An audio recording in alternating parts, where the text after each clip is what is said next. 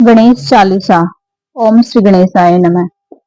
हे गिरजा के पुत्र, आप गणों के स्वामी, गुणों के भंडार, विद्वानों में विद्वान, दया की मूर्ति, बाधाओं को दूर कर शुभ करने वाले हैं।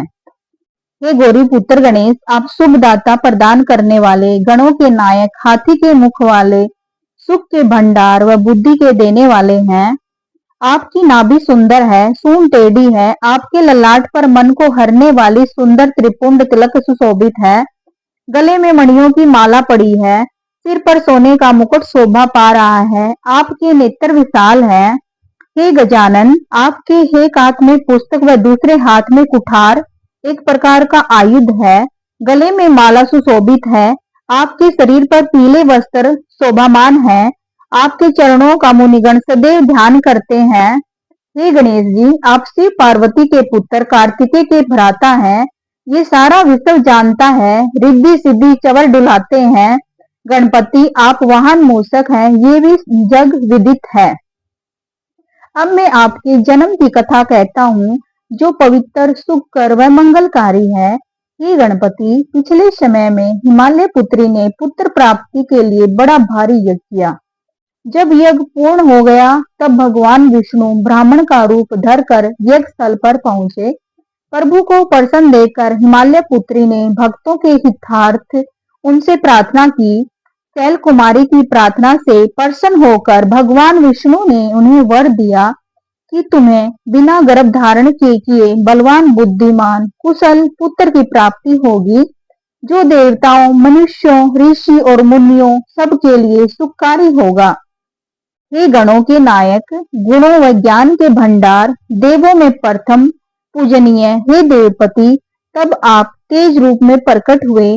आपके उस तेज दिव्य प्रकाश की महिमा का वर्ण भला कौन कर सकता है, क्योंकि पार्वती पुत्र अर्थात आपका वह स्वरूप विलक्षण था। बालक रूप धरकर जब आपने रुदन मचाया, तब आपके उस बाल रूप को देखकर मां पार्वती सुखी हुई। सभी ने मंगल गान गाकर सुख लाभ पाया। आकाश से देवताओं ने पुष्प बरसाए।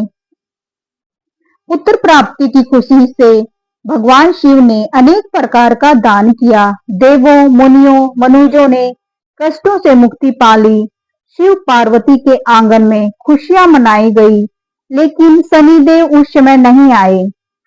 उन शनिदेव ने अपने प्रभाव का मन में काफी विचार किया और आपके बालक रूप का दर्शन करना उचित नहीं समझा, इसीलिए वे उत्सव स्थल से दूर खड़े रहे। यह विचार कर पार्वती को मन में दुख अक्षोभ हुआ कि मेरे घर की खुशी शनिदेव को अच्छी नहीं लगी। शनिदेव मन में संकोच कर कहने लगे, हे उमा, मुझे बालक को दिखाकर क्या करोगी? मेरी दृष्टि पड़ते ही अनर्थ हो जाता है। लेकिन पार्वती जी को विश्वास नहीं हुआ और शनिदेव से अपने पुत्र को देखने के लिए कहा। जैसे ही शनिदेव ने बालक रूप गणेश जी पर दृष्टि डाली, उनका शीश धड़ से अलग होकर आकाश में उड़ गया। यह देखकर गिरिजा जी मूर्छित होकर पृथ्वी पर गिर पड़ी। उस दुखपूर्ण स्थिति को वर्णभाल भला कौन कर सकता था। हे गणपति, उस समय कैलाश पर्वत पर हाहाकार मच गया कि शनिदेव की दृष्टि पड़ते ही शिव पुत्र का विनाश हो गया। तभी अपने वाहन गरुड़ पर सवार होकर भगवान विष्णु तुरंत वहां पधारे और हाथी का शीश लाकर सभी के दुखों का निवारण किया। भगवान विष्णु द्वारा लाए गए गज को प्राण मंत्रों से मंत्रित कर भगवान शिव ने उसे हे गणपति आपको धारण कराया और तब उन्होंने भगवान शिव ने आपका नाम गणेश रखा और आशीर्वाद दिया कि सब देवों में तुम प्रथम पूजनीय होगे। जब भगवान शिव ने आपकी बुद्धि को परखने के लिए पृथ्वी की परिक्रमा करने को कहा, तब कार्तिकेय तो भ्रमवश परिक्रमा करने के लिए चले गए, लेकिन आपने विचार किया और माता पिता के चरणों की तुरंत 7 बार परिक्रमा कर डाली। तब भगवान शिव ने कहा, गणेश तुम धन्य हो। ऐसा कहकर वे मन ही मन बड़े प्रसन्न हुए। फिर आकाश से देवताओं ने भी पुष्प वृष्टि की। हे गणपति, आपकी महिमा बुद्धि का बखान 1000 मुखों वाले शेष जी भी नहीं कर सके, तब मैं दीन बुद्धिहीन किस प्रकार आपकी वंदना कर सकता हूँ।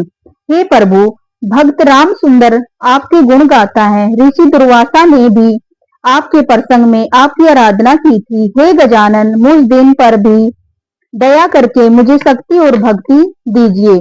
गणेश जी का ध्यान करके जो कोई इस गणेश चालीसा का पाठ करता है, उसे नित्य नूतन व मंगल की प्राप्ति होती है तथा संसार में सम्मान मिलता है।